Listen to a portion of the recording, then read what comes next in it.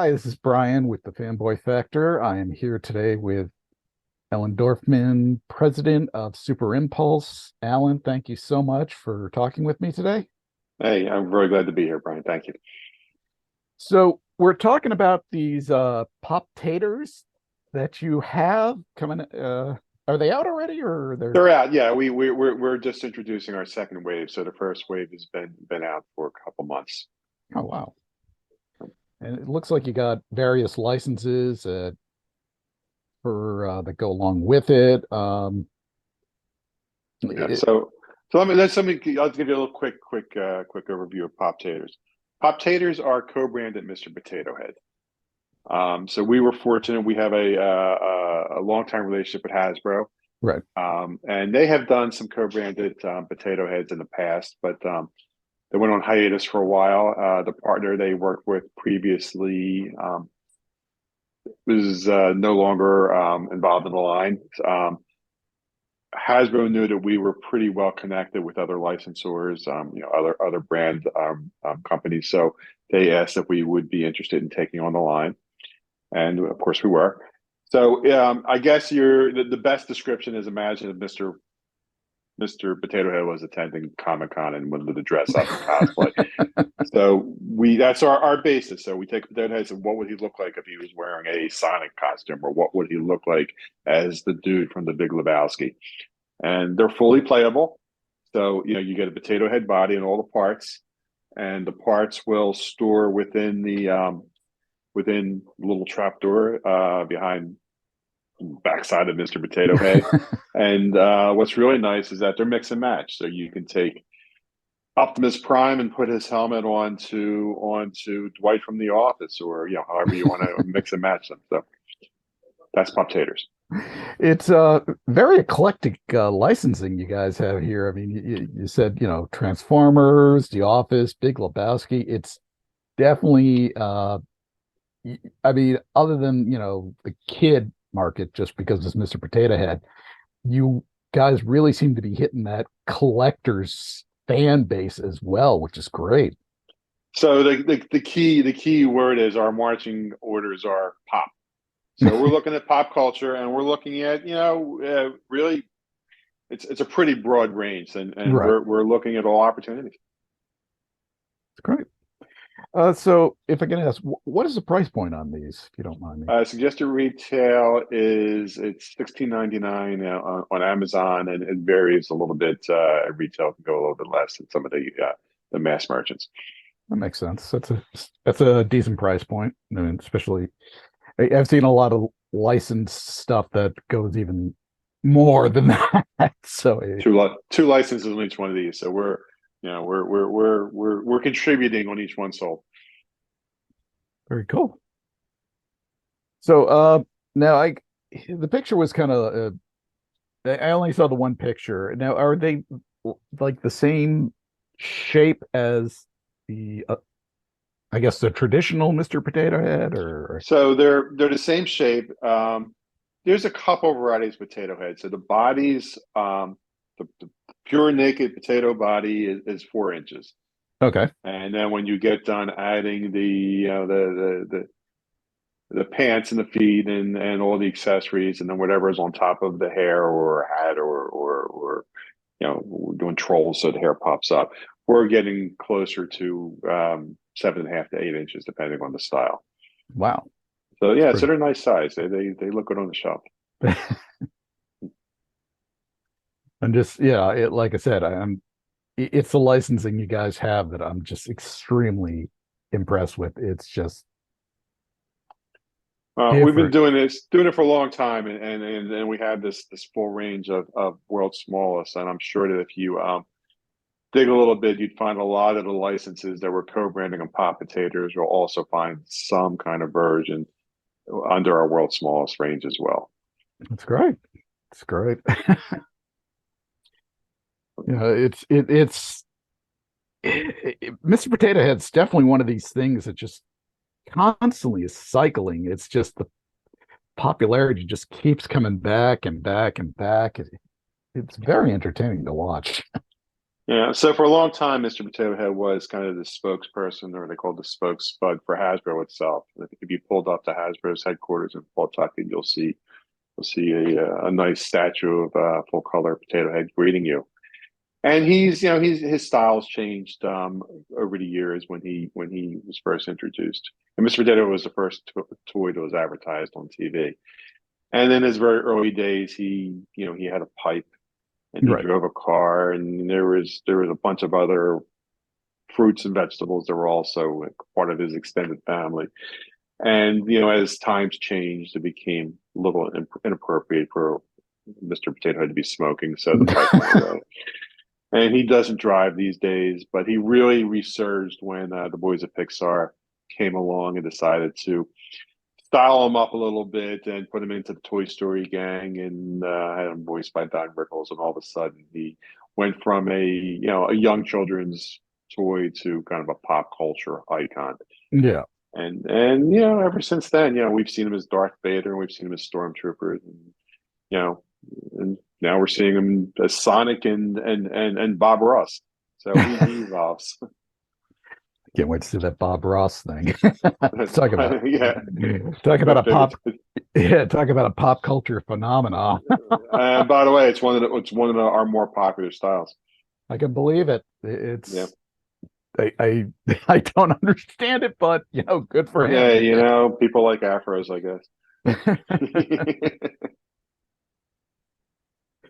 Now, it, when you design these, are you working both with the licensor and Hasbro for Yeah. for sign off approval? So Hasbro's given us a pretty broad slate to work with. So essentially, when we start to chase a particular brand, go after a license, we will tell them, hey, we're going after this. Are you okay with it? So we ask for their blessing, and it's a pretty informal process. And then they kind of give us pretty free reign until we're just about done, and then we give them the final. So the bigger challenge is when we're working with the co-brand, um, whether it be whatever license we're working with, because they have to envision their brand and their Right. character as Potato. And sometimes we have to explain to them, look, it's not Dwight from The Office as Potato; it's Mr. Potato Head as Dwight, and that makes a difference. Makes sense. Yeah, like you So, explained. and since there's no template, we've been pretty fortunate that most of our licensors have been pretty agreeable to sharing our vision. I like how you explained it in the beginning, how it's Mr. Potato Head pretty much cosplaying. I really like that Yes, explanation. yeah. So, but again, when you start to play around with the pieces and really start to change the distinctive characteristics of certain characters and putting them onto Potato and mixing them up, that's where it really gets fun. Right. So we're hoping collectors will embrace that, and even it may not be their best character, but it might be a great character to do as a mashup. That's great. So, can you tell us, like, who's in wave two? Uh, So wave two is five new styles. We've already mentioned Dwight Schrute from The Office, and the dude from The Big Lebowski, and Jeff Bridges' character.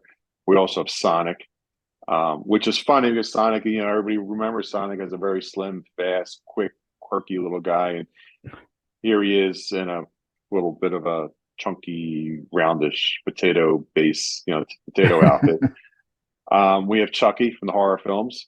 oh, nice. And that one we're a little surprised at, because we thought Hasbro might have a little bit of issue with him because of he's not the friendliest guy, Right. Right. and Right. he's actually sitting there with a big kitchen knife in his hand. And the other is Trolls. So it's Good Luck Trolls. They're based on the traditional original characters as Right. opposed to the kind of stylized film versions. And what makes them great is their hair that stands straight, straight up. Oh, that's great. So that's series two, and then we'll be showing a full new series that we'll be introducing to the world, and will be first view at San Diego Comic Con in July. Oh, nice. Very cool. Very Yeah, cool. in fact, our position at Comic Con, it's the first time Super Impulse is shown there. And our position there is primary. Well, it's all collectible products, and Poptaters will be the feature line presented. Yeah, I've been I've known of you guys for years with the world's smallest, which is some you ever get stuff that small is beyond me, but Well, we just took on a new one.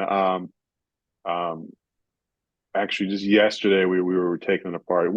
Sometimes we challenge ourselves, and that's we took a world's smallest that'll come out in '04. We took the full size one, and we're looking and saying, yeah, this is going to be a tough one. So we constantly have to keep moving forward and looking for kind of new processes and ways to make these things. It's not just making them small; it's making them small and having them work right. and keeping them fun. And yeah, it's what we do. It's great.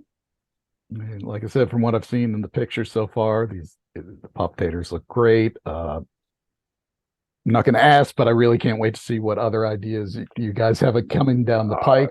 I I would don't want love to. to tell you, but Yeah, I know, I know, but I we know have the to risk. say we have to we want people to be excited. So we're going to save the reveal. Understood.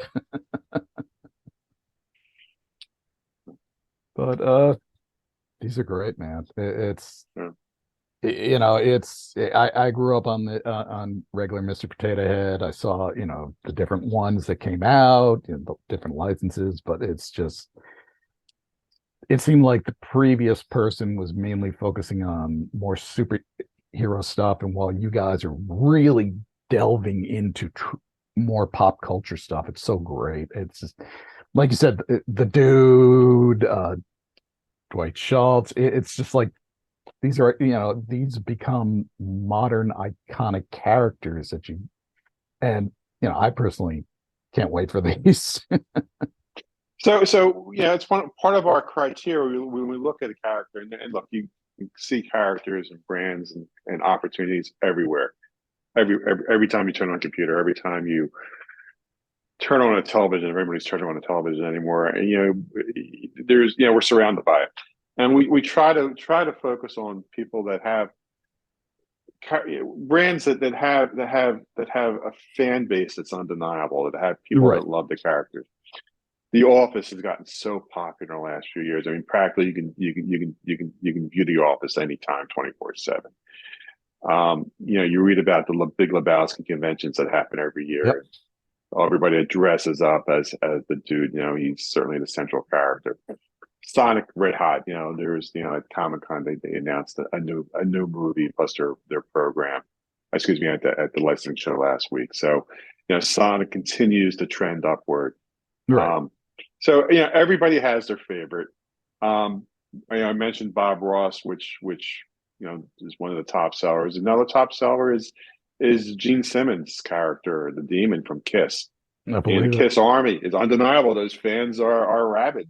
They love their characters. We'll be expanding on that brand as well. Oh, great. Trying to get the entire band together. Well, we're going to go in order of what we're told is popularity. So I guess it's not too hard to figure out who's next. Yeah. So we do look for, we look for the one that somebody out there says, oh, I got to have that one, and hopefully that's a springboard for them to start collecting the whole range. Like I said, I'm really looking forward to wave two. It's just these are great, man, and I can't see what you know the reveals you have at San Diego. So I'm Um, I'm, excited. yeah, I'm hoping you'll come by sooner rather than later. I know there's a ton to see and get the full preview. Appreciate it. Alan, I really appreciate you taking the time to speak with me. Um, yeah, Anytime. And we're glad to keep you in the loop. So we thank you for the opportunity to speak to you and to your followers. thank you so much. I All appreciate right. it. All All right. right. Bye.